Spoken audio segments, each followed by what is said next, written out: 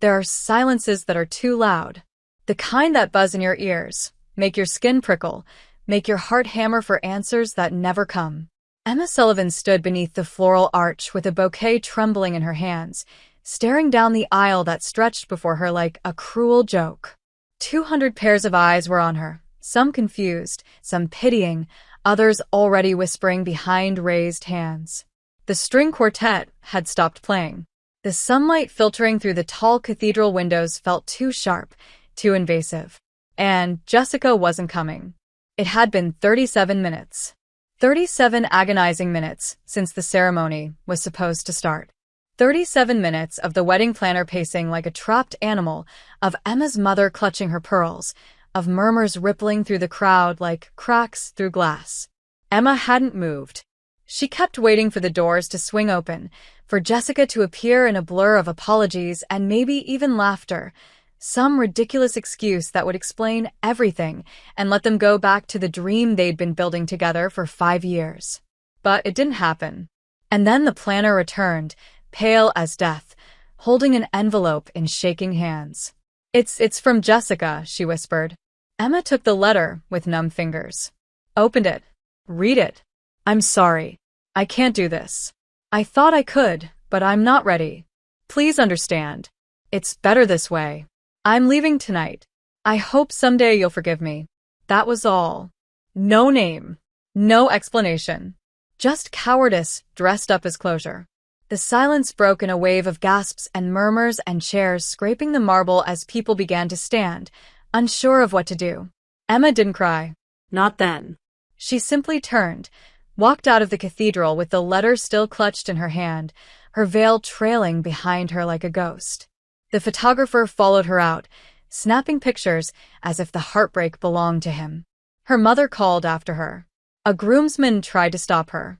She ignored them all. Hey, if you're enjoying this story, go ahead and drop a like to help us grow even more.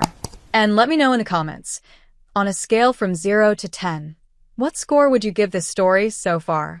Your feedback makes all the difference. It wasn't until she reached the car, the sleek black one Jessica had rented for their grand exit, that the tears came. Not quiet ones. Violent, gut-wrenching sobs that shook her entire body.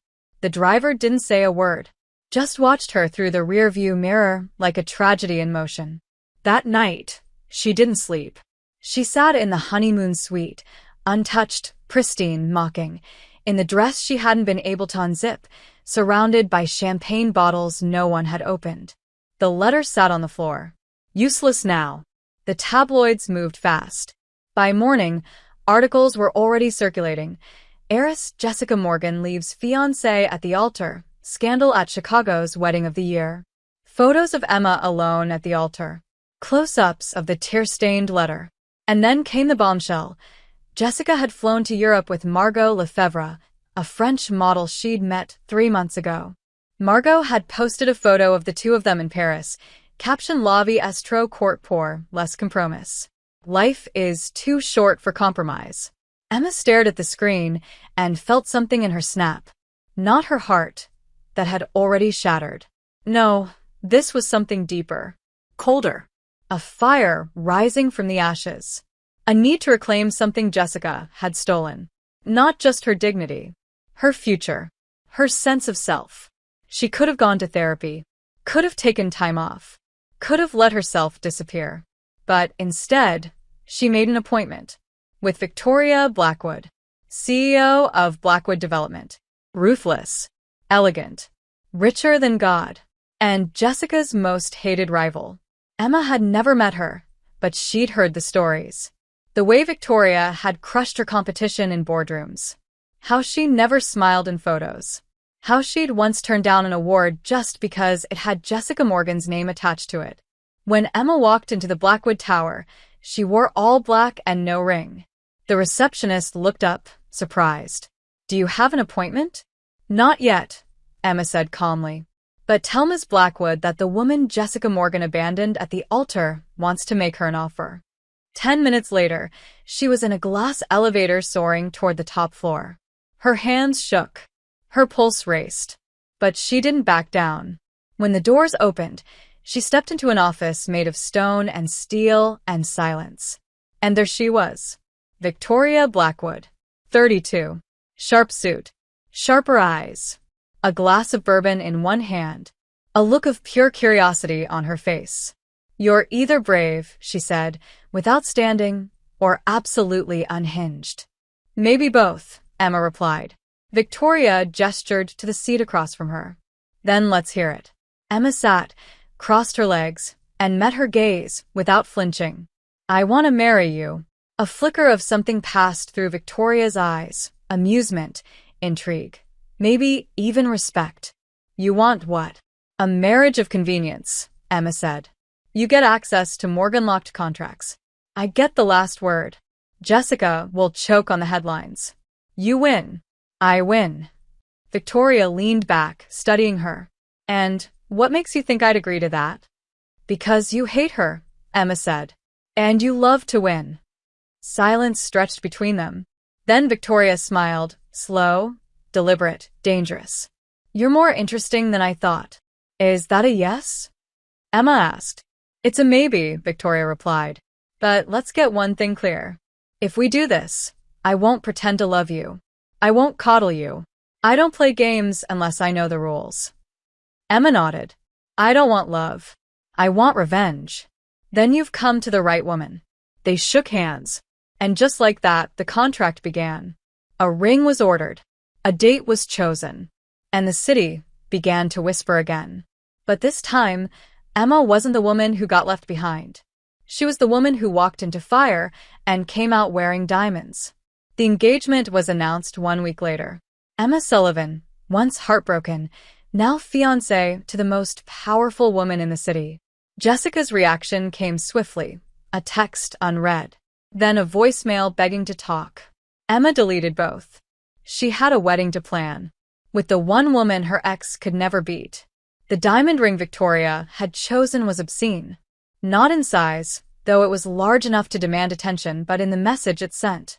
Cold, flawless, unapologetically expensive. The kind of ring that said, "Touch her, and you answer to me." Emma stared at it as Victoria slid it onto her finger during their first public appearance as an engaged couple, a charity gala hosted by the Chicago Women's Power Network. The same one she had once planned to attend with Jessica. Now, here she was, standing next to a woman who barely looked at her, yet held her arm with the confidence of possession. The photographers swarmed as soon as they walked in. Flashbulbs popped. Questions flew. "Emma, over here. Is it true? Ms. Blackwood, when's the wedding? How long have you two been together?" Victoria didn't smile. She didn't answer. She simply placed her hand on the small of Emma's back, leaned in, and said, low enough for only her to hear, "You're doing great. Just breathe." The warmth of her palm lingered even after she stepped forward to address the press. "We appreciate your interest," Victoria said coolly. "Details will come when we're ready." It was the perfect deflection, enough to feed the headlines, not enough to expose a single truth. Emma watched her work the room with silent awe. Victoria wasn't charming. She was commanding. Where Jessica had always chased approval, Victoria controlled the narrative. And Emma, who had once felt invisible in Jessica's shadow, now stood beside someone who made the world pay attention. Throughout the night, Emma played her part. She smiled, nodded, laughed at the right times.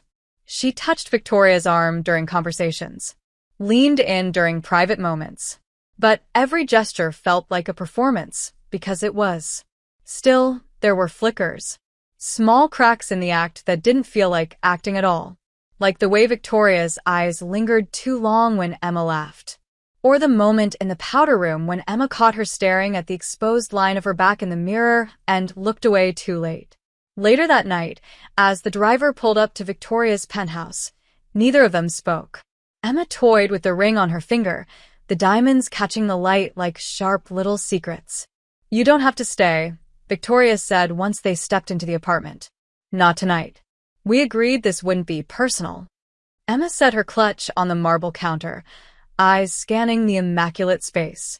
Everything was glass, metal, control. "So what is it then?" "A transaction." "It's a strategy," Victoria replied. You came to me with a plan. I'm helping you execute it. Right, Emma said, voice tight. And if I feel something? Victoria's eyes met hers. Then you need to remember what this is. Emma stepped closer, stopping just short of touching her. I remember exactly what this is. That doesn't mean it's not something else, too. Victoria's jaw tensed. She turned away. Don't confuse gratitude for attraction. I'm not confused, Emma said. I know what I'm feeling. The question is, do you? Silence. Then, finally, Victoria turned. You were left at the altar 3 weeks ago. I didn't die, Emma snapped. I didn't lose the ability to want. Or to be wanted. Is that what this is about? Victoria asked. Proving someone still wants you? No, Emma said. It's about not pretending anymore. They stood there, tension coiling between them like a wire ready to snap. Then suddenly Victoria moved. One step, then another, until she was close enough for Emma to feel her breath. You want honesty? She murmured. Fine. You're beautiful. You're bold. You walk into my office with a proposal that would have made most people laugh and somehow made me say yes. You don't scare easy. You don't beg. And that is rare. Emma's breath caught. So, what now? Now, Victoria said, voice low, you sleep in the guest room. Because I promised you power, not confusion. And just like that, she stepped away. Left Emma standing there, pulse racing, heart pounding, mouth dry. That night, Emma lay in a bed too soft, in a room too quiet, wondering what exactly she'd gotten herself into. The next morning, the tabloids exploded. Photos of the gala. Close-ups of the ring. Headlines like Power Couple of the Year. Emma Sullivan and Victoria Blackwood stun Chicago society. Emma sipped her coffee slowly, scrolling through the coverage, wondering what Jessica was thinking as she read every line. She didn't have to wait long. That afternoon, she received a message. We need to talk. Please. I made a mistake. Emma stared at the screen. Her thumb hovered over the delete button. Then she typed one word. Too late. That night, Victoria returned from a board meeting and found Emma cooking in the kitchen. In her space. In her shirt. You know you don't have to do that, Victoria said, loosening her tie. I know, Emma replied. But I wanted to. Victoria leaned against the counter, watching her. You're adjusting faster than I expected. Maybe I like power, Emma said with a smirk. Or maybe I like reminding the city that I'm not the girl who got dumped. I'm the woman who upgraded. Victoria's lips twitched, almost a smile. Careful. If you keep talking like that, I might forget this is all pretend. Emma looked at her, fire dancing behind her eyes. Who said I'm pretending? And there it was again, the spark. The tension that neither of them was ready to name, but both of them felt like gravity. They ate in silence side by side. The wine flowed. The air thickened. And when Victoria reached for Emma's hand, not as part of the plan, not for the cameras, but just because, Emma let her. Not because she had to, but because she wanted to. This was no longer about revenge. It was about power, about chemistry, about control shifting in delicious, dangerous ways. And the next move? Neither of them knew who would make it, but they both knew it was coming. The first time Victoria kissed her, it wasn't part of the plan. They were at a black tie fundraiser hosted by the mayor's office, surrounded by politicians, CEOs, and old money socialites who clung to champagne glasses like lifelines. Emma was dressed in deep emerald satin, her hair swept into a chignon that revealed the sharp curve of her jaw. Victoria, in all black as usual, had barely looked at her since they stepped out of the car, but Emma could feel the awareness between them like electricity crackling under skin. They had become the most talked about couple in the city. Not just because of the scandal or the business implications, but because somehow they looked real. Too real.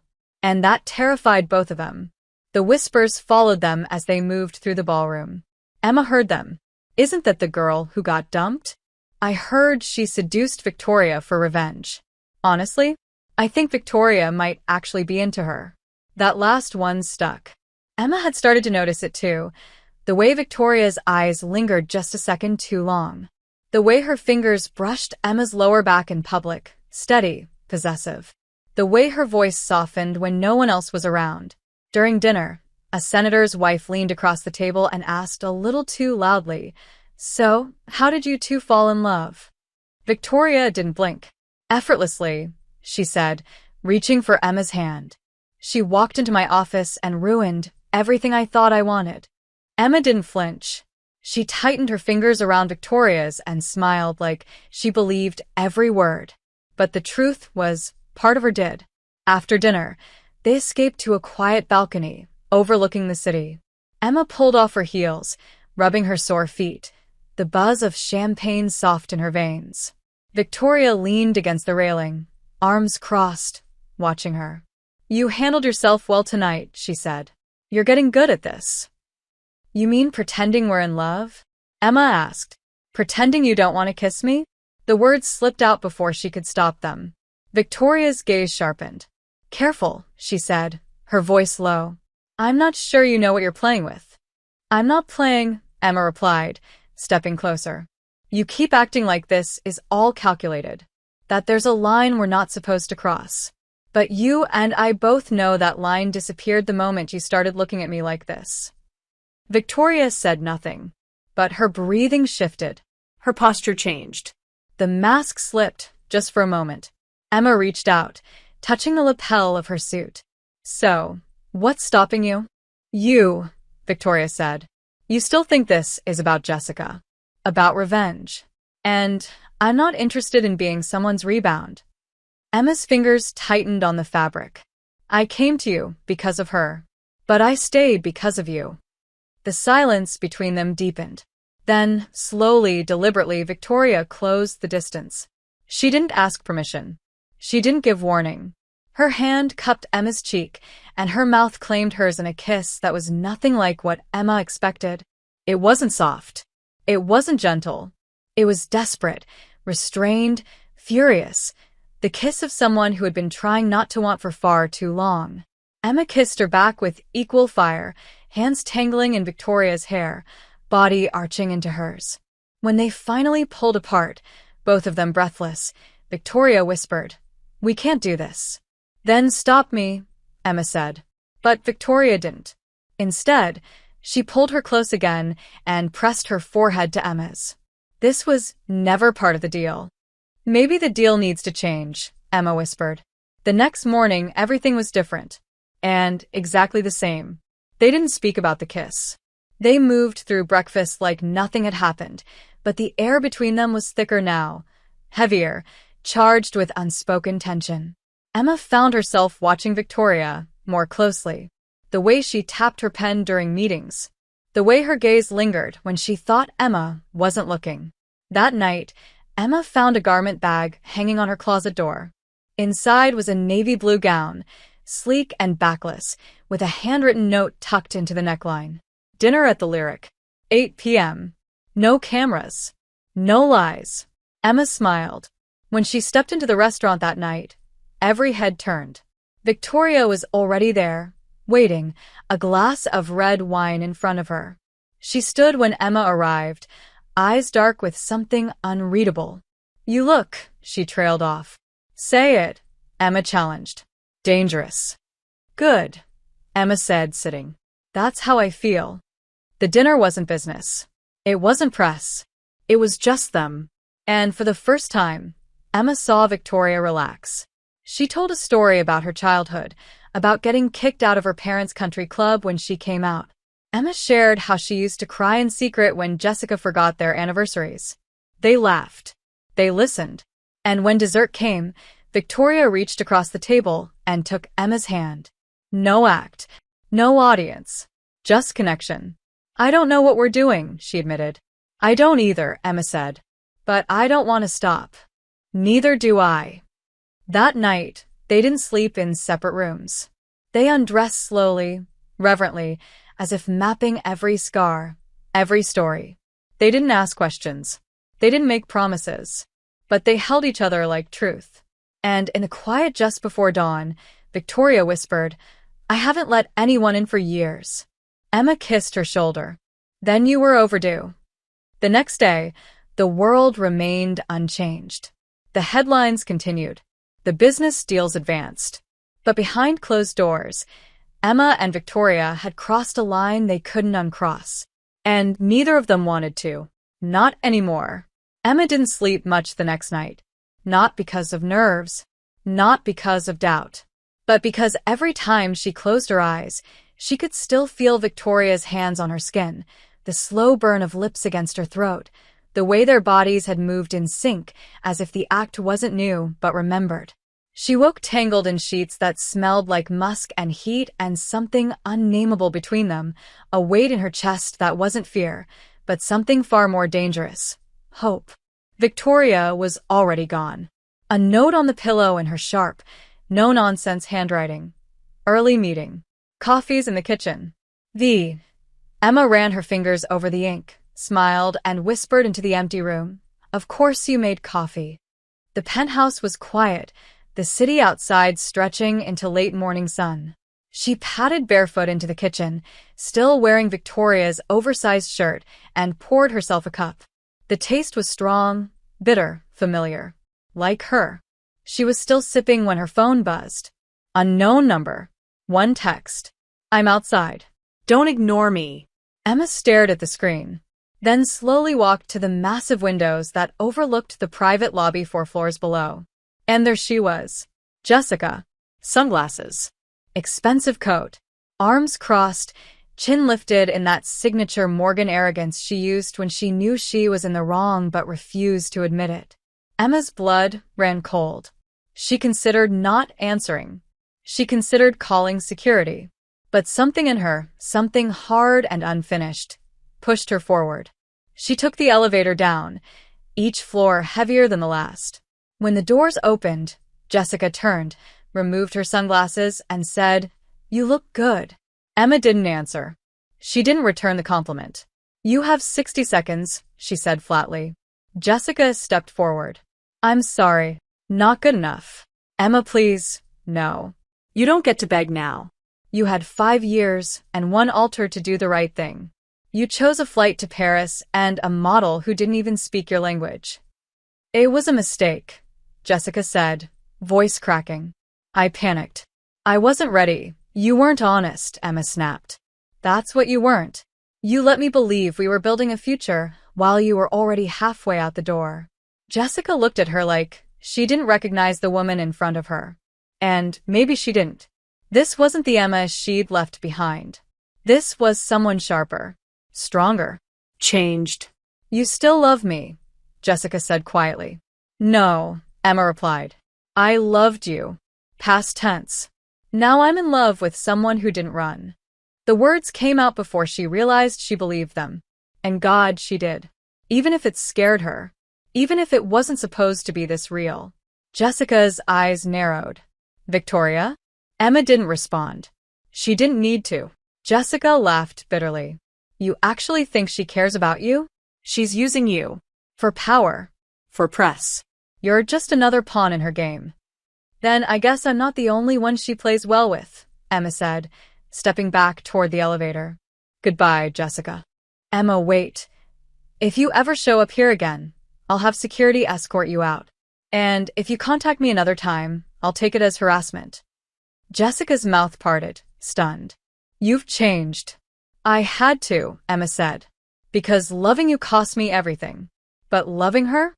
That saved me." The doors slid closed. Upstairs, Emma's hands were shaking. She didn't cry. She didn't scream. But when Victoria walked in 10 minutes later, coat still on, mid-conference call, Emma walked straight to her, pulled the phone from her hand, and kissed her. Hard, desperate, real. Victoria froze, then melted into it. "What was that?" she asked, breathless. "Jessica was here," Emma whispered. "And I needed to remember who I am now." Victoria cupped her cheek. "What did she say?" "That you're using me. That I'm a pawn. And what do you believe?"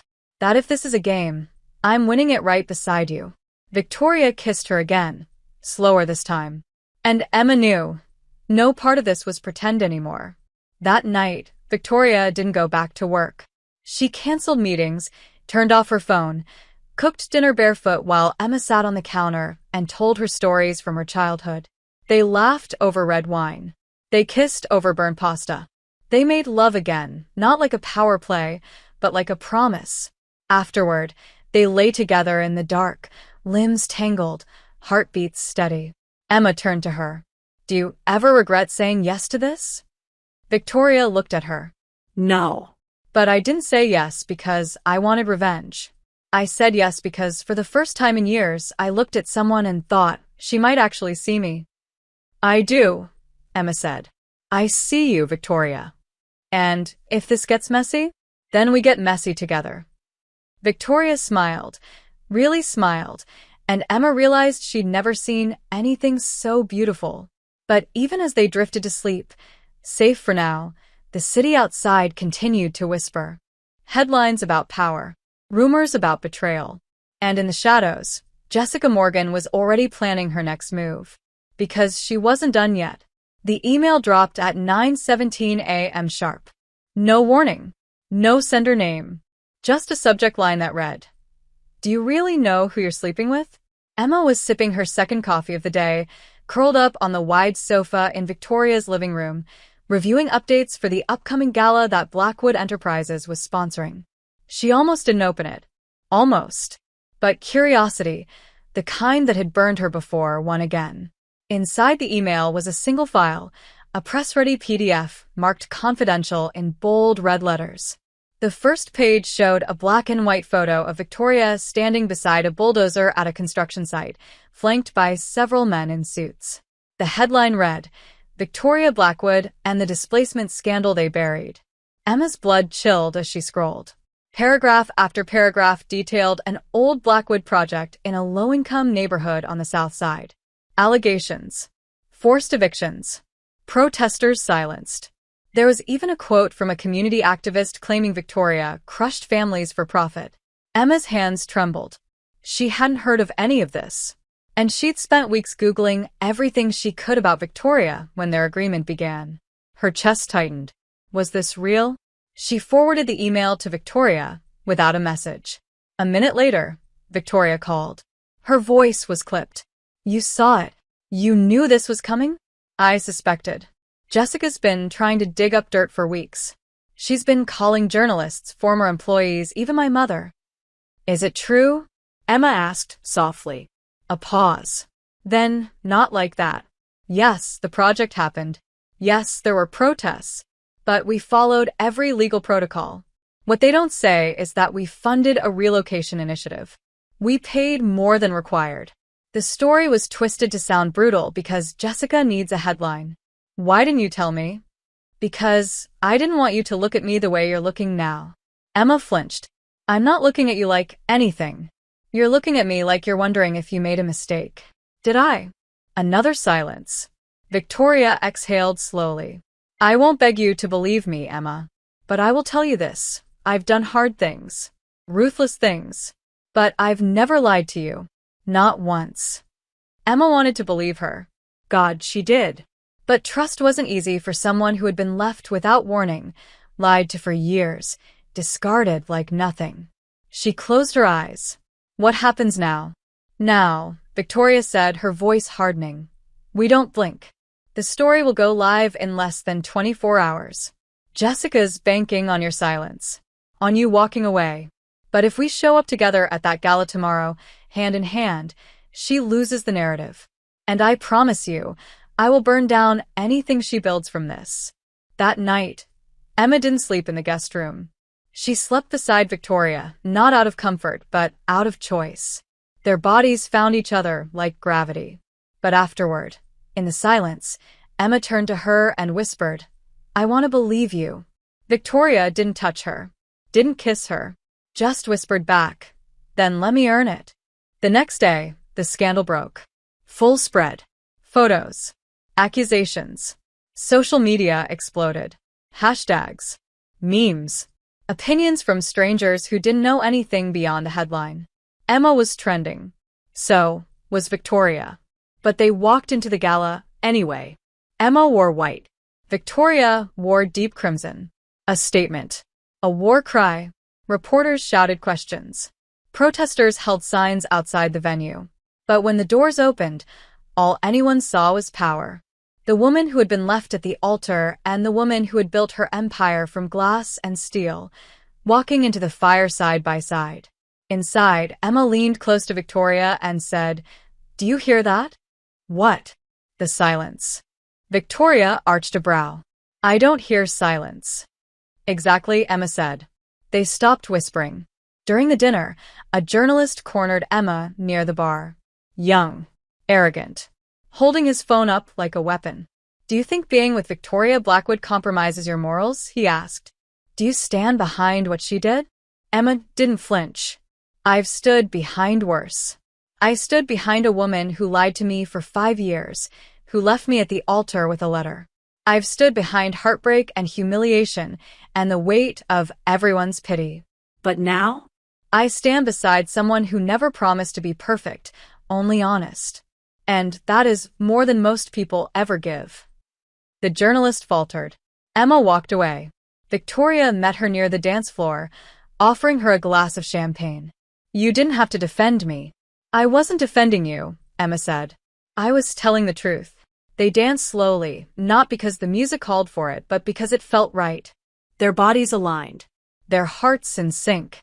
And for the first time, Emma realized she wasn't angry anymore. She was alive. Later that night, in the back of the town car, Victoria took Emma's hand. "I know this isn't what you signed up for." Emma looked out the window, the city lights blurring past. "Maybe not. But maybe what I needed wasn't what I expected." "And Jessica?" "Jessica made me small. You made me dangerous." Victoria kissed her hand. "Good. Stay dangerous. I like you like this." Back at the penthouse, they didn't speak much. They just undressed each other slowly, as if peeling back armor. And afterward, tangled in sheets and truth, Emma whispered, "What if this becomes real?" Victoria kissed her temple. "It already is."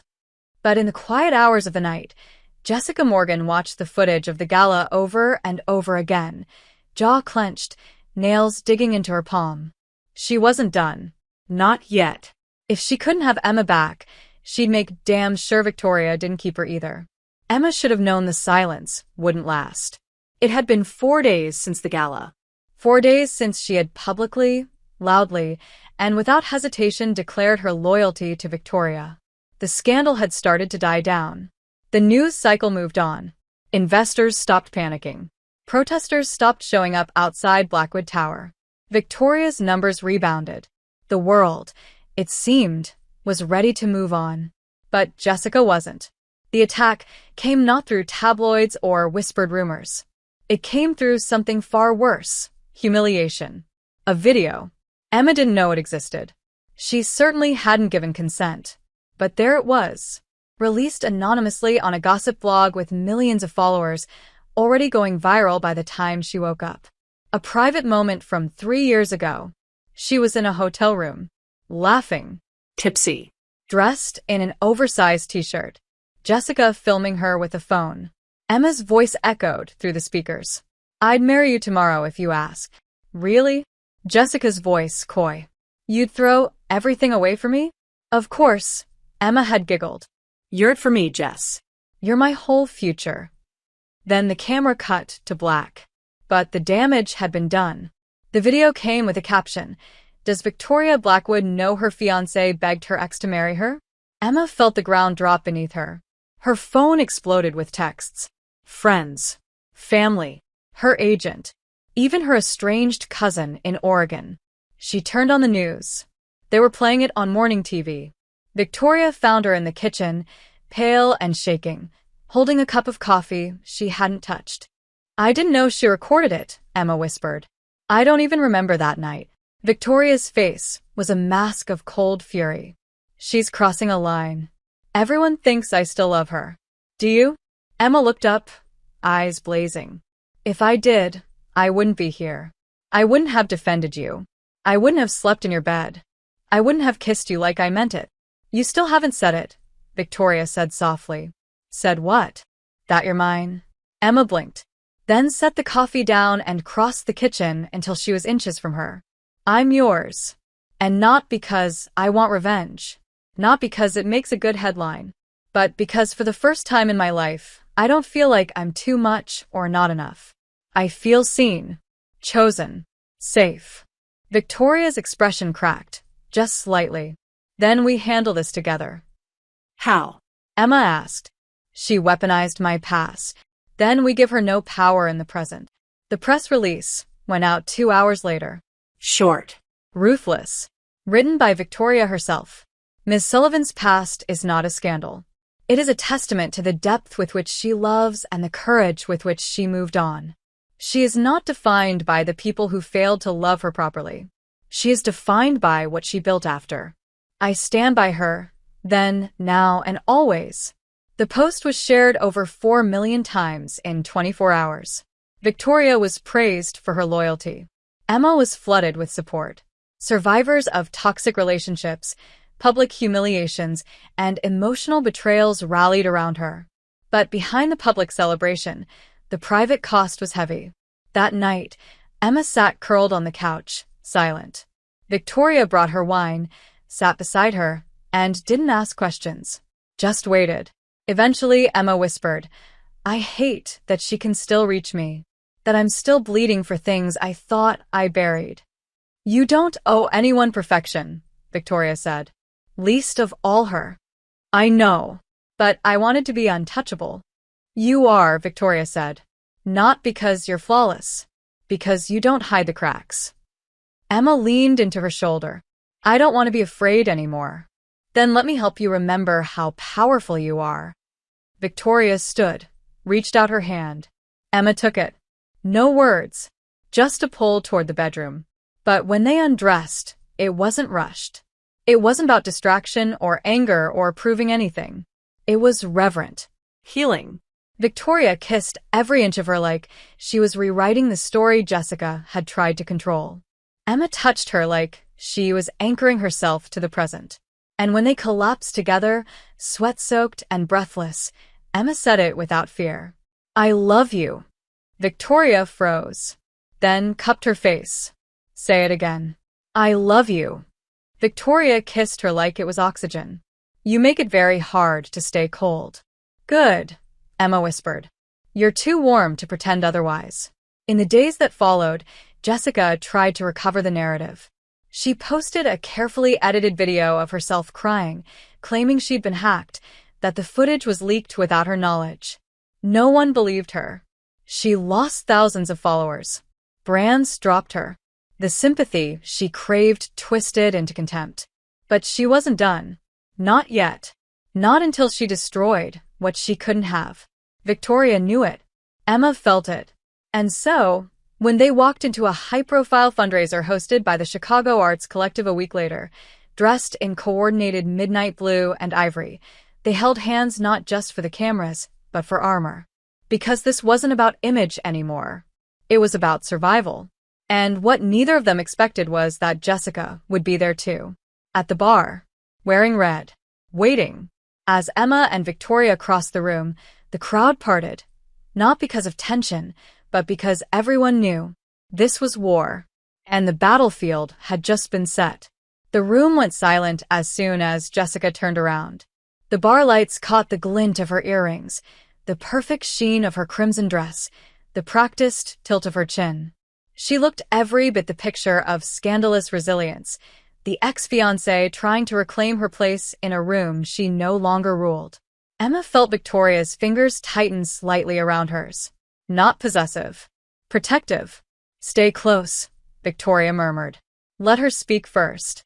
She always needs to control the narrative." Jessica approached like a performance. Slow. Measured.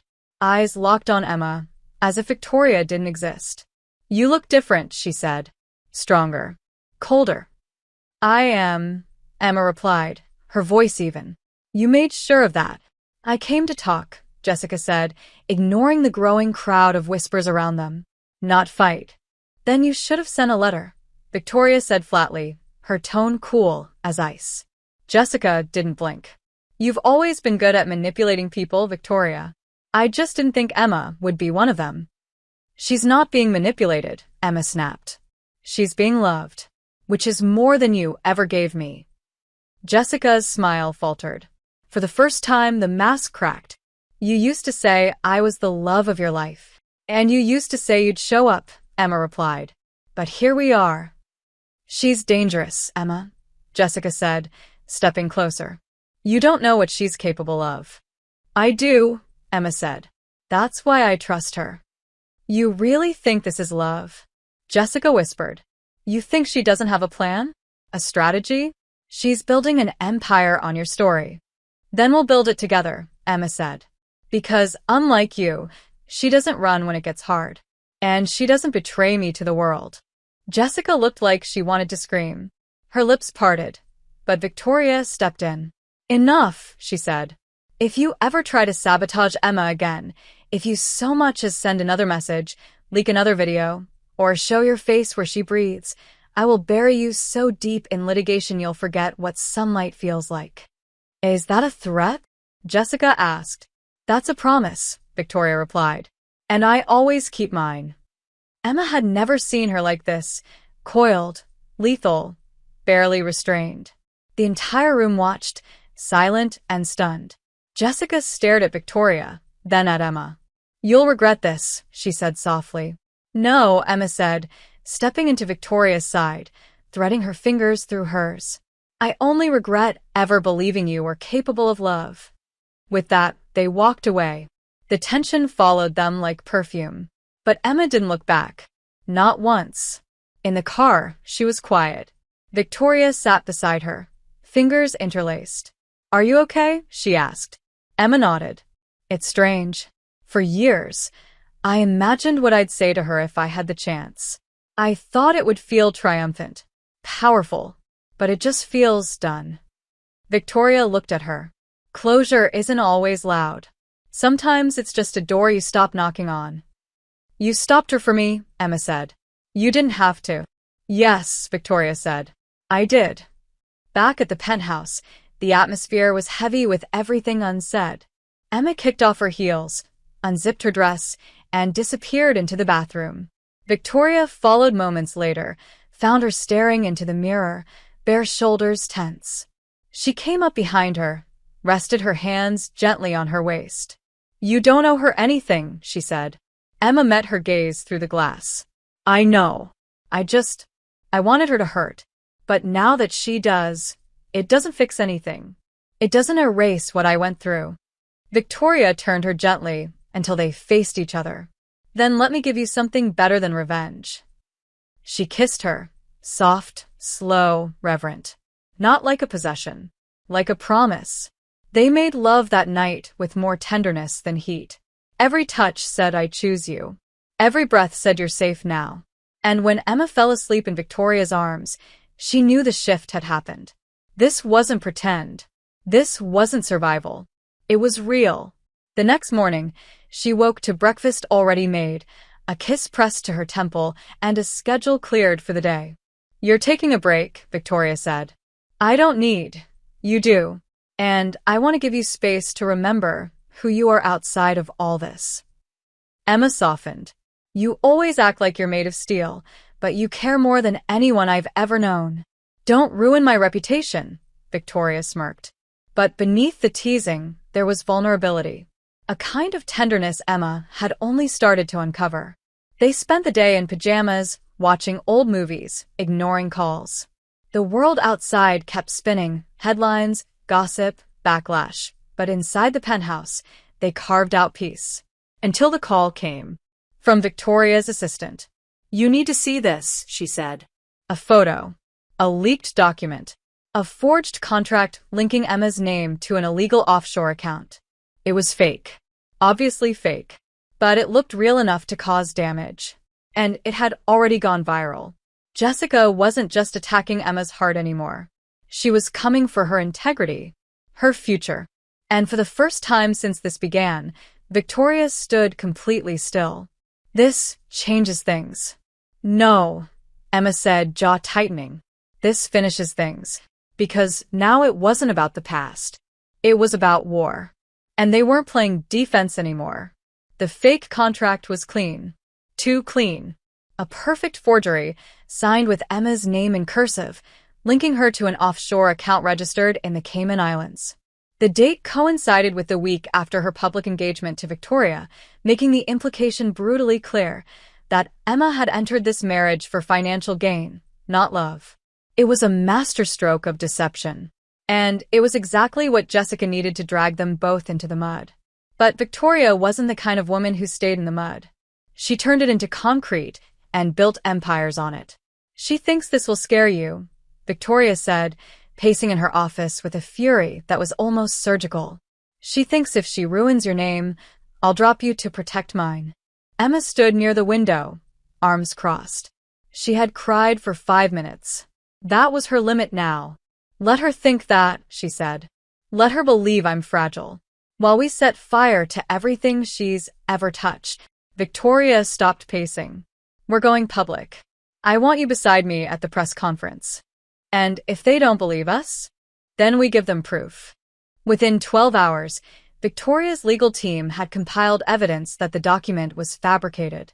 Bank logs, authentication tests, a cyber investigation showing that the leak came from a location registered to one of Jessica's shell companies. It wasn't just revenge anymore. It was a lawsuit waiting to happen. But Victoria didn't want quiet settlements. She wanted exposure. "She wants the world to think you're a gold digger," Victoria said. "So we show them what gold looks like when it's forged." Emma met her gaze. "Then let's destroy her. But on our terms." The next morning, the press conference was packed. Cameras, Journalists, spectators, protesters, fans, doubters. Victoria wore black, sleek, commanding, a storm made of silk and steel. Emma wore gray, elegant, controlled, untouchable. But when she stepped up to the microphone, her voice wasn't cold. It was fire. "3 years ago, I told a woman I loved her. That woman left me at the altar without warning, without explanation. A week ago, she leaked a video of that moment to embarrass me. And yesterday, she leaked a forged financial document to destroy what I've built since. So let me be very clear. I am not ashamed of the woman I was. I am proud of the woman I became after. And I will not let my ex or anyone else define me by a single moment of vulnerability." She paused, looked straight into the cameras. "I love Victoria Blackwood. And I will not apologize for loving someone who defends me instead of betraying me, who builds with me instead of tearing me down, who sees me for who I am, not what I can offer." The room went silent. Then Victoria stepped forward. calm, "Lethal. All legal documents provided today have been verified by a third-party forensic investigator. Ms. Sullivan has been cleared of all wrongdoing. And as of this moment, Blackwood Enterprises is pursuing legal action against Jessica Morgan and her affiliates for defamation, fraud, and cyber misconduct. Let this be a message to anyone who thinks love makes a woman weak. Sometimes it makes her dangerous." The media exploded, not just with the news but with the optics. Victoria and Emma standing side by side, heads high, eyes sharp. Women who had once been framed as predator and victim now revealed as partners. Unshakable. And for the first time since the engagement began, the narrative shifted in their favor. That night, they sat in the penthouse, champagne open on the coffee table, news reports playing on mute. Emma curled into Victoria's side, bare feet tucked under her. "You didn't have to let me speak," she said.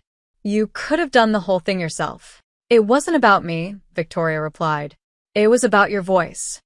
Emma leaned her head against her shoulder. "People are calling us a power couple now." "We are." "Do you think they're afraid of us?" "I think they should be." Emma smiled. "Good." The phone buzzed. An alert. Jessica's name. A lawsuit had officially been filed. The media was running with it. Headlines like "Morgan heiress under fire for targeting former fiancé" and "Sullivan and Blackwood strike back."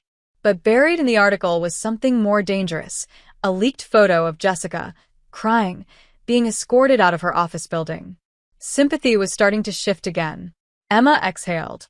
"She's going to play victim now." "Let her," Victoria said. "You don't have to chase public opinion. You just have to hold your truth."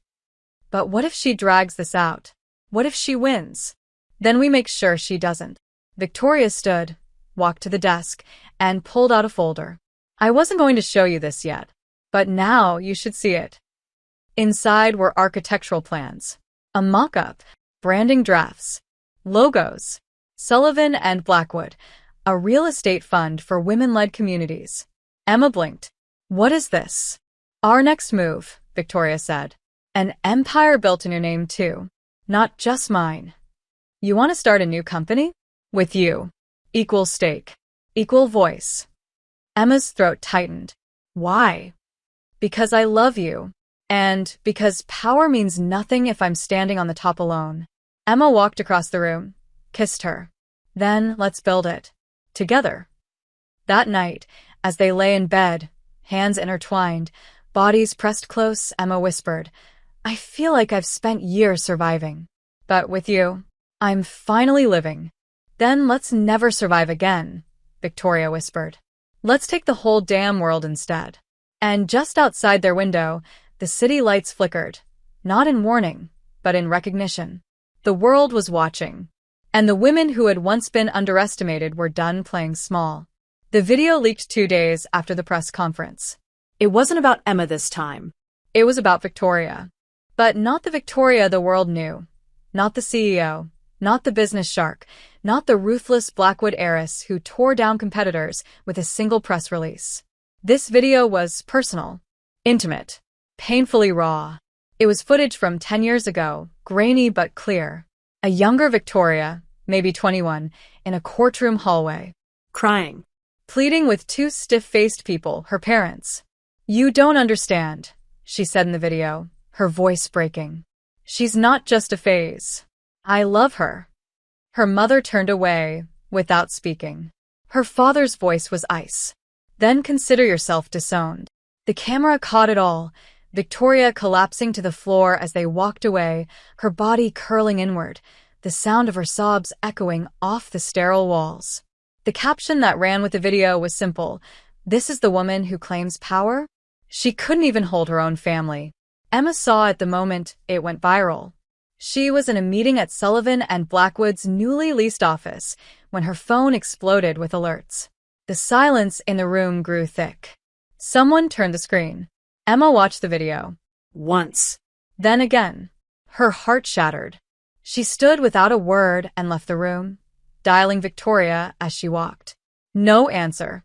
The third call went straight to voicemail. Where are you? She whispered into the phone. Please, come home. The penthouse was dark when she arrived. Silent. She found Victoria in the kitchen, back to the door, a half-empty glass of whiskey on the counter.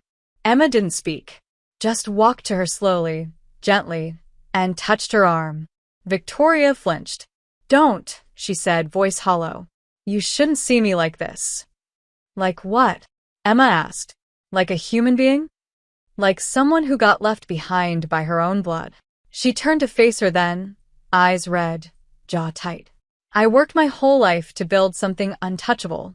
But it doesn't matter how powerful I get. The moment someone sees where I really come from, they look at me like I'm broken. I don't, Emma said. I look at you like someone who survived. Like someone who still learned how to love, even after being taught to hate herself. Victoria's voice cracked. I haven't spoken to them in 10 years. I buried that girl. She's still in you, Emma whispered. But she's not weak. She's the reason you became who you are. Victoria shook her head. Jessica found the footage. Must have paid someone. Dug through sealed records. She knew exactly where to hit. Then we hit back. No, Victoria said, quieter. This time we don't. We let them see it. Emma froze. Are you sure? Yes. Because the world needs to know that I didn't rise out of privilege. I climbed out of abandonment. And if there's one thing Jessica doesn't understand, it's that pain doesn't make me smaller. It makes me impossible to silence. The next morning, Victoria posted the video herself, with a caption that broke the internet. They disowned me. I built my own name. My strength was never about being unbroken.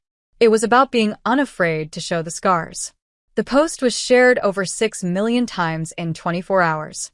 Celebrities, activists, LGBTQ plus leaders, survivors. Everyone rallied behind her. Interviews poured in. Requests for partnerships.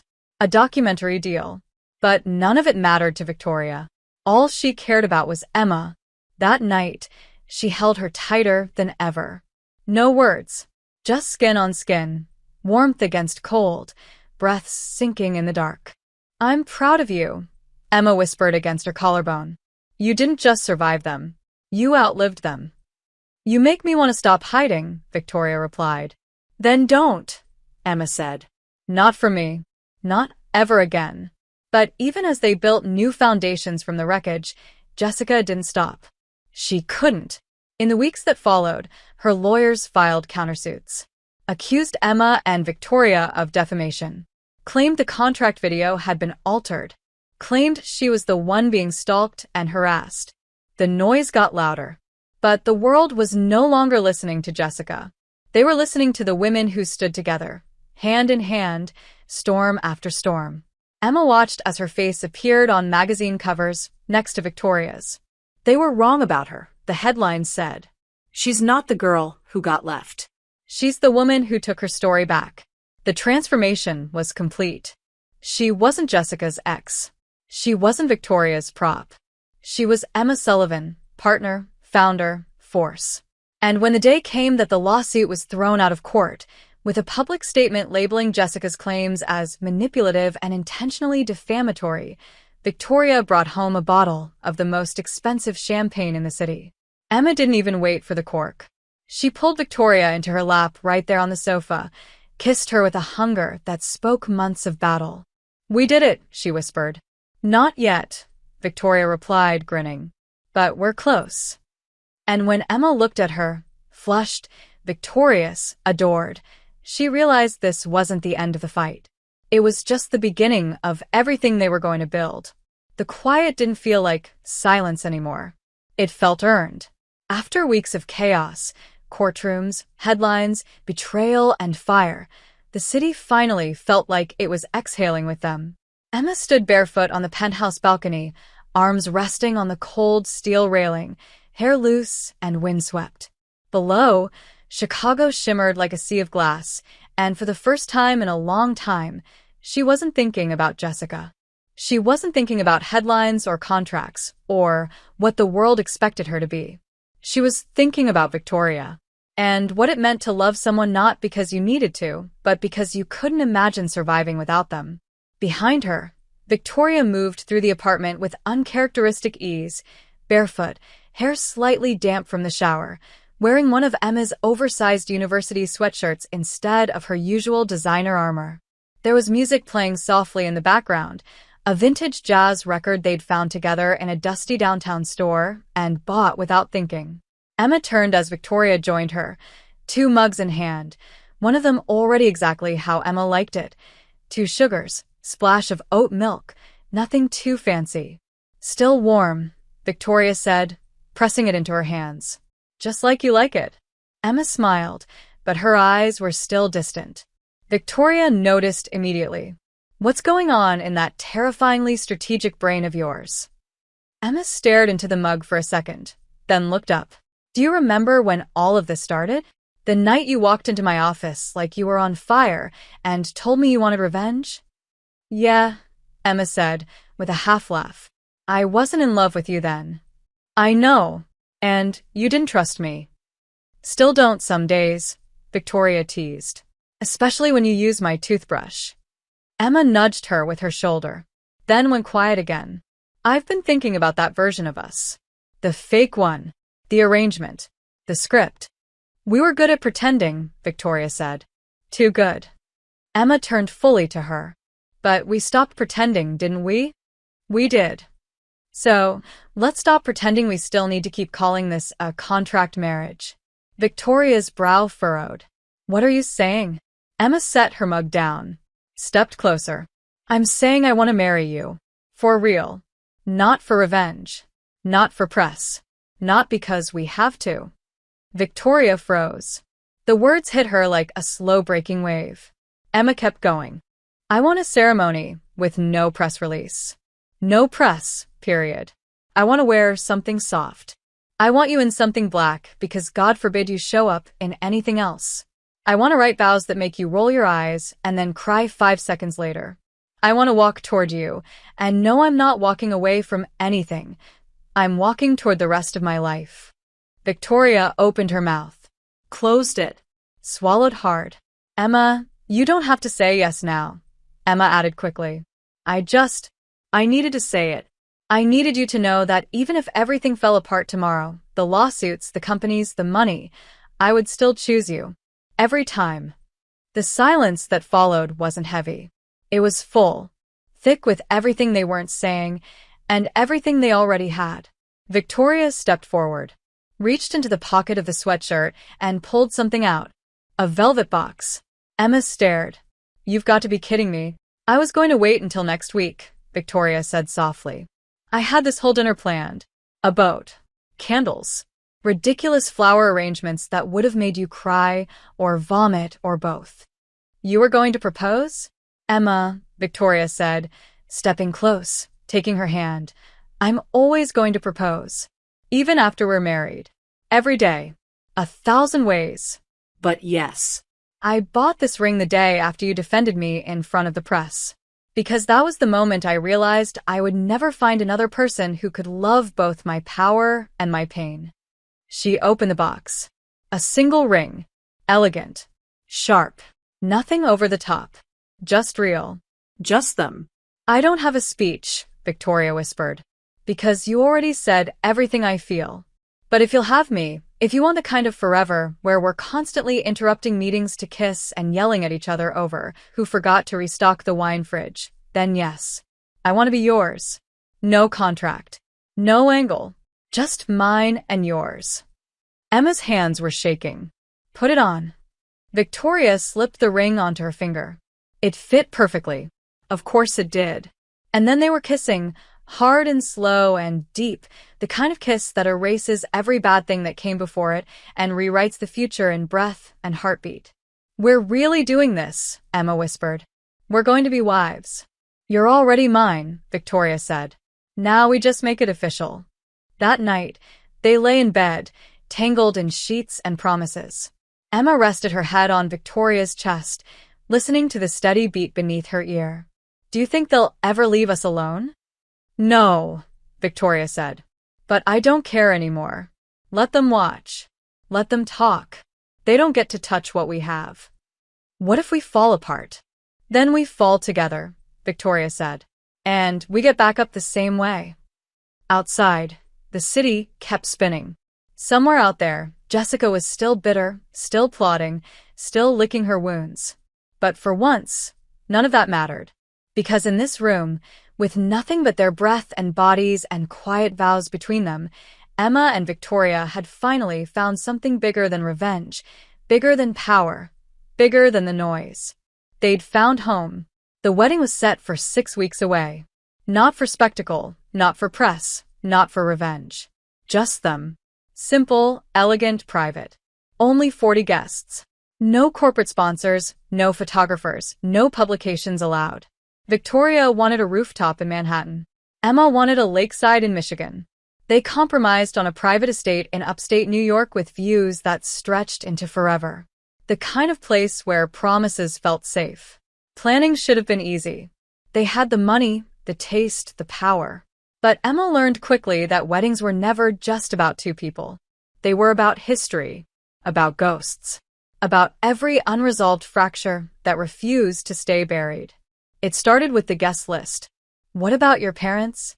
Victoria asked one night, curled beside her in bed with a glass of wine, both of them reviewing notes from the planner on a shared tablet. Emma went quiet. They haven't called since the first wedding fell through. You think they're embarrassed? No. I think they're disappointed I didn't marry into the right kind of power. Then maybe they don't deserve a seat at this table. Still, Emma said, quieter. It hurts. Victoria kissed her temple. You're allowed to grieve people who are still alive. What about yours? Emma asked. Victoria tensed. You really want to go there? Emma nodded. Yes. I do. They haven't spoken to me in a decade. They won't come. Would you want them to? No, Victoria said. Then after a beat. But I think the little girl inside me still wonders what it would feel like to have a mother watch me say, I do, and be proud. Emma took her hand, held it tight. I'll be there. And I'll be proud enough for both of them. The next hurdle came in the form of press intrusion. Despite all their efforts for privacy, someone leaked the venue location. By the end of the week, drones were flying over the estate, and tabloids ran stories about Chicago's Ice Queen and the scorned bride who conquered her. Emma was furious. We can't even have one day that belongs to us? Victoria was calm, but beneath the surface, the fury was quiet and cold. I'll handle it. And she did. By morning, Blackwood's legal team had served cease and desist letters to every outlet within range. Lawsuits were threatened. Fines were issued. And within 48 hours, the air was clear again.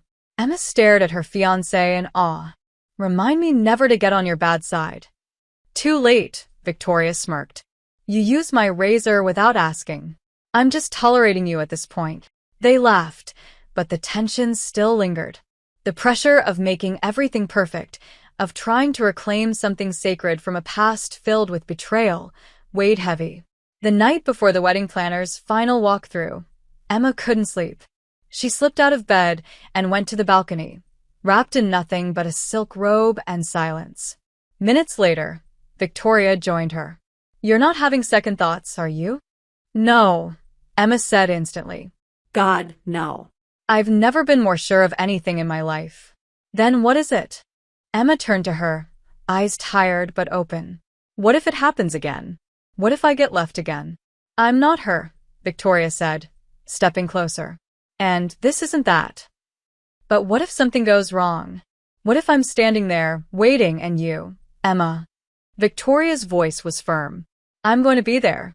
Not because I have to be. Not because it benefits me. But because there is nowhere on earth I'd rather be than watching you walk down that aisle, knowing I get to be yours. Forever. Emma swallowed hard. Even when I'm difficult? Especially then. Even when I don't believe in myself? I'll believe enough for both of us. Even when I feel like I'm still that broken girl in a white dress waiting for someone who never shows. Victoria touched her face. You're not that girl anymore. You're the woman who got back up. Who faced the world and said, watch me build everything they said I couldn't have. And you. I'm the woman who gets to stand beside her. The lucky one. Emma leaned into her, forehead against hers. God, I love you. Good. Because you're stuck with me. The next morning, they flew to the estate early, wanting to settle in before the final preparations. Everything was perfect. The florals, the table settings, the soft lighting, the private lake shimmering in the background like something out of a fairy tale. But as they walked the grounds hand in hand, a car pulled up to the edge of the property. Uninvited. Emma's breath caught. Jessica stepped out. Alone. Unarmed. Wearing black. Victoria's entire body tensed. What the hell is she doing here? Emma stepped forward before Victoria could. No. I'll handle this. She walked until she stood face to face with her past. You weren't invited. Jessica looked thinner. Tired. But not apologetic. I know. Then why are you here? I needed to see it. I needed to know it's real. That you actually chose her. I did, Emma said. And I'd choose her again 1,000 times over. I'm sorry, Jessica said, voice barely above a whisper. I know it means nothing now. But I am. It's too late. I know. A long pause.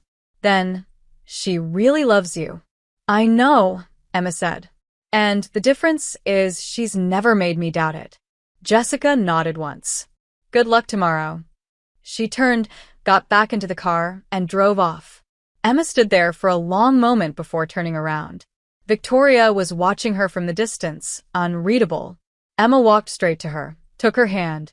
It's done, she said. All of it. She came to rattle you. She failed. You okay? I'm perfect, Emma said. Because tomorrow, I get to marry the only person who's ever made me feel like I'm more than just a headline or a lesson. Victoria didn't respond, just pulled her into her arms and held her there, the wind tangling through their hair, the lake glinting behind them like a promise. Tomorrow, they would walk toward each other. Not for business. Not for image. But for love. For real. And nothing, not Jessica, not the past, not the noise, could stop that now. The morning arrived quietly. No media vans, no chaos, no headlines. Just birdsong, soft wind, and a sky so blue it felt like forgiveness. Emma woke first. She didn't open her eyes immediately. She just lay there, breathing in the warmth of Victoria's body beside hers, the scent of skin and linen and lavender shampoo. The world outside had been loud for so long, but in this bed, wrapped in silence and sunlight, it felt like she had finally outrun it. When she did open her eyes, Victoria was watching her. "You're awake," she whispered. "You're staring," Emma replied. "You're beautiful." Emma rolled her eyes, but her heart was already aching in that quiet, full way. "Are you nervous?" "No," Victoria said. "I was nervous before the board meetings, the scandals, the lawyers. But not now." "Why?" "Because I know I'm making the best decision of my life." They stayed like that a while, just existing, fingers tangled between sheets, words no longer needed. By the time the wedding planner knocked gently on the door, the estate was already buzzing with motion. Florists arranging the final touches, musicians tuning strings, kitchen staff preparing hors d'oeuvres no one would remember. Emma and Victoria had agreed to get ready in separate rooms, but neither moved. 5 more minutes, Victoria whispered, holding Emma a little tighter. 5 more. 5 forever. Eventually, they parted, reluctantly, and slipped into their respective spaces. Emma's dress wasn't traditional. It was silk, ivory, off the shoulder, fitted to perfection. No veil, no lace, just elegance. She stood in front of the mirror and tried to recognize herself. Not the woman who had been left at the altar. Not the viral ex. Not the scandal. Just Emma. Whole. She heard a knock. It was Lily, Victoria's assistant, and now almost a friend. "She's ready," she said softly. "Are you?" "More than I've ever been." The ceremony was held in the garden overlooking the lake. No platform. No stage. Just a stone path through archways of white roses and pale eucalyptus, leading to a clearing framed by trees. The 40 guests rose as Emma appeared. She walked slowly, heart thudding, eyes locked on the woman waiting at the end of the aisle. Victoria stood in tailored black, hair slicked back, eyes glassy with something raw. Love. Awe. Fear, even the good kind. The kind that comes when everything you've ever wanted finally becomes real. Emma didn't look at the crowd. She didn't care who was there. All she saw was Victoria. All she heard was her own heartbeat. All she felt was gravity. When she reached her, Victoria took her hand. They didn't speak. They didn't need to. The officiant said the words, but they barely registered. Not until it was time for vows. "Emma," Victoria began, voice quiet but steady, "I once thought I had to be cold to survive. That love was a luxury for people less bruised than me. Then you walked into my life, furious, wild, wrecked, and you reminded me that vulnerability is not weakness. It's power. You taught me how to be soft without breaking, how to trust again. You didn't just heal me, you saw me. And for the rest of my life, I will never stop seeing you back." Emma's throat tightened, but she didn't look away. "Victoria," she said, "I thought I knew what love looked like. I thought it was something you had to earn, something that came with conditions. But you showed me that love is not a transaction. It's not performance. It's presence. You never tried to fix me. You just stood beside me until I remembered how to stand for myself. You are my clarity in chaos, my warmth in winter, my partner in every storm. And I vow, here, now, always, to love you not perfectly, but fiercely." There were tears. No one pretended otherwise. When the rings were exchanged, their hands trembled, not with fear, but with the weight of what they were promising. When the officiant said, "You may kiss your wife," they didn't hesitate. It was soft, slow, Deep. not performative, not rushed, just real. The kiss of two people who had been through hell and chose to build heaven. The applause was distant, the cheers irrelevant, because for that one suspended moment, there was no one else in the world. Just them. When they walked back down the aisle, hand in hand, both barefoot now, because heels were for show, and this was no longer a show, Emma leaned into Victoria and whispered, "We made it." "We're just getting started," Victoria replied. The reception was candlelight and laughter, soft music and honest speeches. There were toasts from Lily, from one of Emma's old college friends, even from Victoria's head of security, who'd once sworn she was incapable of affection. "Turns out," he said, raising a glass, "she just needed the right woman." Emma and Victoria didn't disappear after the first dance. They stayed. Talked. Danced. Ate cake with their hands. Kissed whenever they felt like it, not because it looked good, but because it felt good. By the time the guests left and the stars stretched overhead, Emma stood barefoot in the grass, staring up at the sky. Victoria came up behind her, wrapped arms around her waist. "Mrs. Blackwood," she said. "Mrs. Sullivan Blackwood," Emma corrected. "You took my name?" "I took both of ours," Emma said, "because we built this together. And I want the world to remember that." Victoria kissed her neck. "You are full of surprises." Good. "Because I'm not done surprising you." They walked back into the house hand in hand, tired but glowing. No headlines. No scandals. No scripts. Just love. At last. The day after the wedding, the world was still quiet. The headlines, surprisingly respectful. "The Queens of Reinvention," one article read. "Emma and Victoria say I do on their own terms," another. Photos had leaked, not from hired media, but from guests who couldn't resist sharing soft, grainy glimpses of candlelight vows and barefoot laughter. Instead of scandal, the public responded with admiration. Not because the ceremony was lavish, but because it wasn't. Because it felt like love. Real. Unfiltered. Untouchable.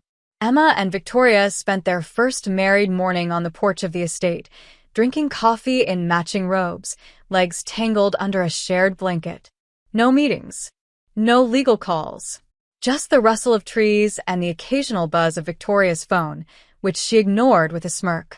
"We're married," Emma whispered, as if saying it aloud would make it more real. "We are," Victoria replied. "And I haven't had a panic attack in at least 12 hours. It's a record."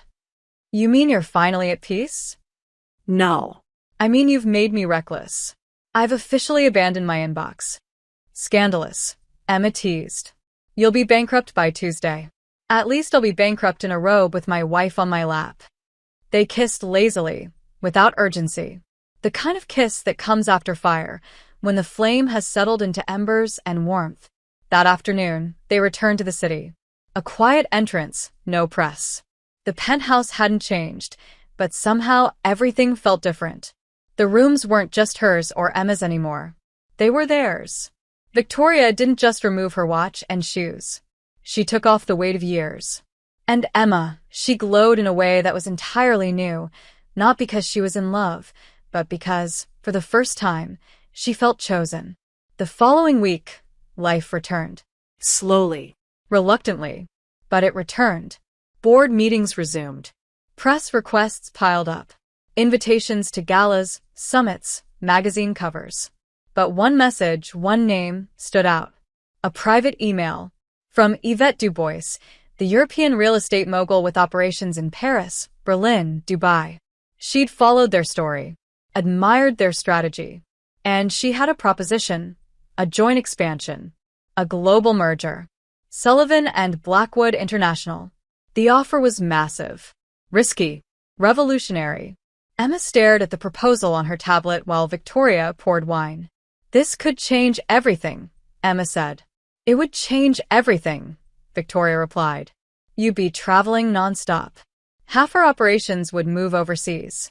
We'd have to rebrand, hire new teams, redesign everything." Emma looked up. "And you hate change." I hate instability, but this might be growth.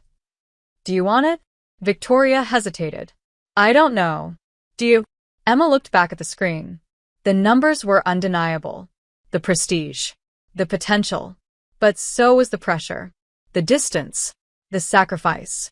We just got married, she said softly. Are we really ready to stretch ourselves across oceans?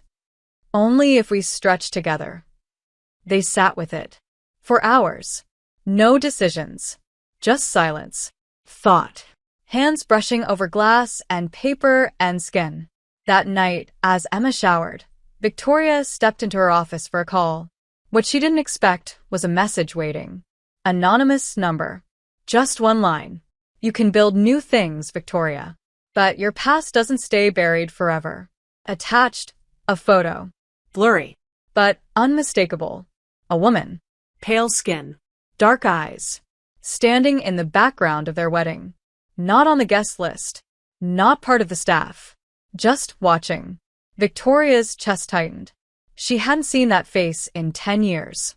Not since law school. Not since the affair that nearly cost her everything. Not since the woman who knew her worst mistakes and wasn't afraid to use them. Victoria deleted the message. Locked her phone. But she couldn't lock the memory.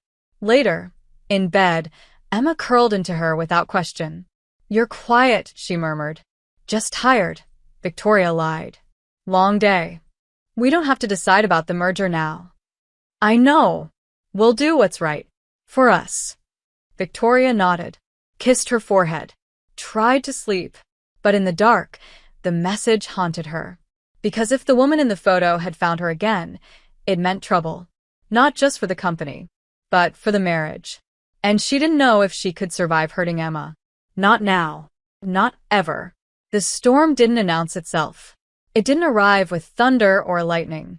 It crept in through cracks, quiet, precise, intentional. It began with a letter. No signature. No return address. Just a crisp envelope left on the concierge desk at Blackwood Tower, hand-delivered, marked only with for Victoria.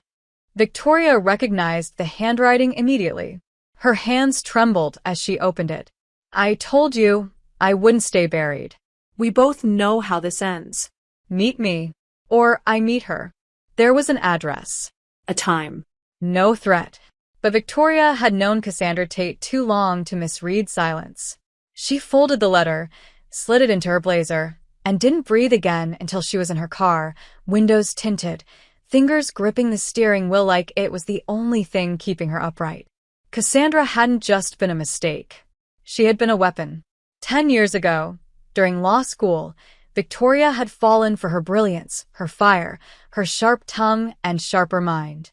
But what started as passion had turned quickly into control, manipulation disguised as intensity. Cassandra broke her confidence, her career, nearly destroyed her reputation with fabricated accusations after Victoria ended things. It had taken years, therapy, and the careful rebuilding of her image to erase the shadow Cassandra left. And now she was back. Emma had no idea. And Victoria wasn't ready to break the world they'd just begun building. The meeting place was discreet, a dimly lit cafe near the river, long since closed for the season. Victoria arrived first, heart thudding, palms damp. When Cassandra entered, nothing had changed about her, still impeccable, still cold, still beautiful in that dangerous way. You look older, Cassandra said, sitting across from her. Marriage suits you. Or maybe it just makes your lies easier to swallow. What do you want? Victoria asked flatly. Closure. You burned that bridge a long time ago. Did I? Cassandra smirked. Because I have emails. From you. I have recordings. I have details that the world would love to hear. Especially your new wife. Does she know what you did to keep your name clean? You lied, Victoria said. You manipulated, you threatened, you tried to ruin me when I left. Prove it. The smile never reached her eyes. You think the world cares about truth, Victoria? It cares about narratives. And mine is very compelling. Victoria felt her throat tighten. You're bluffing. Try me, Cassandra said, standing. You have 48 hours. Tell your precious Emma, who you really are, or I will." Then she was gone, like a ghost, leaving only poison behind. Victoria didn't go home that night. She drove. For hours. Aimless. Her thoughts crashing. She thought about the company, the expansion, the merger with Yvette Dubois.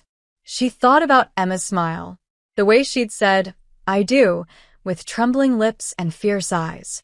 And now it might all shatter. When she returned to the penthouse, Emma was waiting. "Where were you?"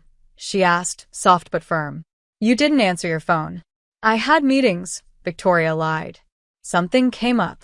Emma didn't press, but her eyes narrowed. "Are you okay?" "Just tired." "Come to bed." But Victoria couldn't sleep. And the next morning, the silence grew. Over coffee. Over board briefings. Over the emails piling up from Yvette, asking for updates on the merger decision. Emma finally snapped. "Victoria." "Talk to me." "Something's wrong." Victoria opened her mouth. Closed it. She couldn't. Not yet. Not like this. "I just need time," she said. Emma stepped back. "You said we'd never lie to each other." "This isn't a lie." "Then why does it feel like one?" Victoria reached for her. Emma flinched. And in that moment, something cracked. Not fully. Not broken. But enough. The next morning, Emma received a message. A video. Anonymous. Cassandra's voice. Her face obscured. "You don't know who you married. Ask her what she did in 2016. Ask her what she covered up." Emma watched the video alone in the office. Her pulse raced. Her stomach twisted. And then she printed it and went home. Victoria was in the living room, pouring a drink she hadn't touched in months. Emma dropped the envelope on the table. "What happened in 2016? Victoria turned. Stilled. Their eyes met. "Where did you get that?" "It doesn't matter." "Emma, tell me the truth." Silence. "Then, I was with someone. Before. It was toxic. Controlling. She tried to ruin me when I left. She falsified claims. Went to the media. I had to fight to keep my license. To protect the company." "Did you pay her off?" Emma asked. "Did you hide it?" "I did what I had to do to survive." "You said no more lies." "It wasn't a lie. It was a survival tactic." "You should have told me." "I was scared," Victoria whispered. "Scared you'd see me as broken. Or worse, corrupt." Emma stepped back, chest heaving. "You're not corrupt. But you are a coward." That hit harder than a slap. Victoria sat down slowly. "I didn't want to lose you. Then you should have trusted me with the truth." Emma left the room. Packed a bag. Just one. No theatrics. No slammed doors. "I need space," she said at the door. "I love you, but I don't know how to trust you right now." And then she was gone. Victoria sat in the dark, the silence louder than any storm. The woman she had built an empire beside. The woman she married with a vow and a trembling hand. Gone. Not because of a scandal, but because of fear. Her own. And fear, she realized too late, was more dangerous than betrayal. Victoria hadn't cried in over a decade. Not during her disownment. Not during lawsuits or boardroom betrayals. Not even the night she almost lost everything. But the first night Emma didn't come home, something inside her cracked. And the second night, it broke. The penthouse felt too big without her. Every room echoing with silence. Every corner holding a memory. The hallway where Emma used to drop her heels with a sigh. The kitchen where she made the worst coffee Victoria ever drank. The balcony where she whispered, "I love you," like it was gospel. Gone. All of it. Victoria didn't sleep. Didn't eat. She sat at the edge of the bed they once shared and stared at the ring on her finger, unmoving. By day 3, Lily entered the penthouse with food and a list of rescheduled meetings. "She still hasn't returned your calls?" "No." "Then stop waiting for permission," Lily said. "Go earn your forgiveness." Victoria blinked slowly. She deserves better than a performance. Then don't give her one. Give her the truth. That night, Victoria wrote a letter. Not a speech. Not a statement. A confession. She wrote until the sun came up. Every secret, every wound, every cowardly choice. Then she folded the pages, sealed them, and left them at the front desk of the hotel Emma had checked into. No name, no expectations, just hope. Emma opened it 2 hours later. She sat on the floor of her hotel room and read it once, then again, and again. And by the fourth reading, her hands were shaking. Because it wasn't just a letter. It was a reckoning. Victoria hadn't tried to excuse what happened. She'd explained it. With raw honesty. With trembling accountability. And at the very end, she'd written, I built my entire world to feel unshakable. But losing you? That undid me more than anything ever could. If you never come back, I'll understand. But if you do, know that I will spend the rest of my life earning your trust, your laughter, and the chance to be better. Not just for you, but for us. Emma stared at the signature. Yours still, Victoria. That night, Emma went back to the penthouse. Victoria wasn't home. She was at Cassandra's apartment. Alone. Ready. She walked in without knocking. Cassandra was already waiting. Finally, she said, swirling wine in a glass. Come to negotiate your soul? I came to end this, Victoria said. You've done your damage. You got between us. Are you satisfied? No, Cassandra replied. Because I wanted you to break. And you're still standing. You don't have that power anymore. Don't I?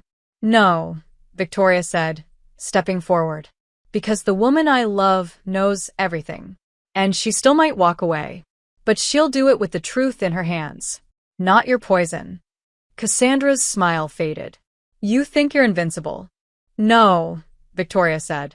I'm just not afraid of you anymore. She left without another word. And for the first time in years, Cassandra didn't follow. When Victoria returned home, Emma was on the couch. No lights. Just moonlight through the window, casting shadows across her face. You went to her? She asked. Victoria nodded. I told her the truth. I told her she doesn't get to touch what we built. Emma stood, walked slowly toward her.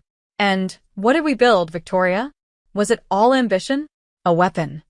No, Victoria said softly.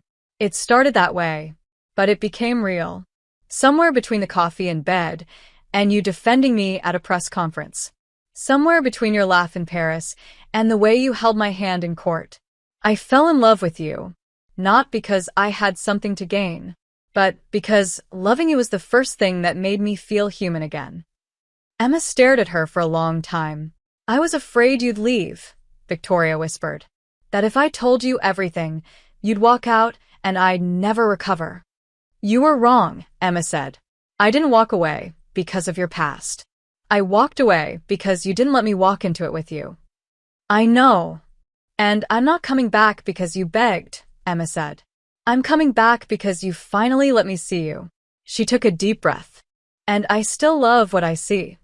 Victoria's eyes filled, not with panic, but with gratitude so overwhelming she couldn't speak.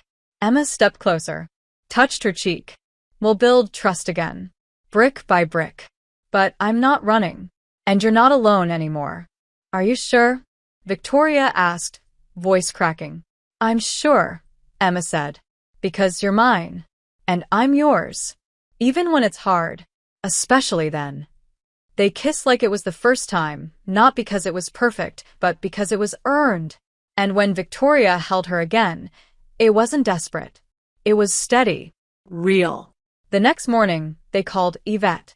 Said yes to the international expansion. Together. As a team. They hired new executives.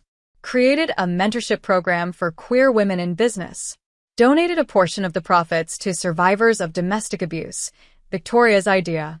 They didn't run from their pasts. They built a new future atop them. It wasn't easy. They had fights.